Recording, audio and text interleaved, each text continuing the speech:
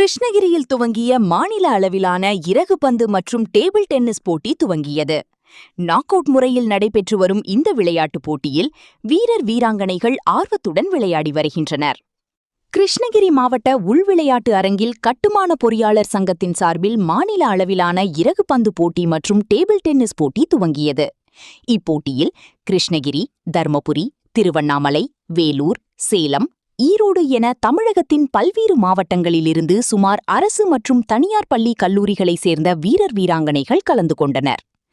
மாநில அளவில் நடத்தப்பட்ட இந்த இறகுபந்து போட்டியை சிறப்பு அழைப்பாளராக கலந்து கொண்ட எஸ்கே தொழில் குழுமத்தின் தலைவர் ஆசிரியர் சுப்பிரமணியன் துவக்கி வைத்தார்.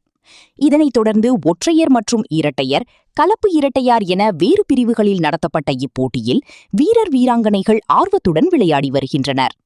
நாக் அவுட் முறையில் நடைபெற்று வரும் இந்த போட்டியில் வெற்றி பெறும் வீரர் வீராங்கனைகளுக்கு பரிசு மற்றும் சான்றிதழ்கள் வழங்கி சிறப்பிக்கப்பட உள்ளனர். 2 நாட்கள் நடைபெறும் இந்த மாநில அளவிலான இறகுபந்து போட்டியில் வீரர் வீராங்கனைகள் ஆர்வத்துடன் விளையாடி வருகின்றனர்.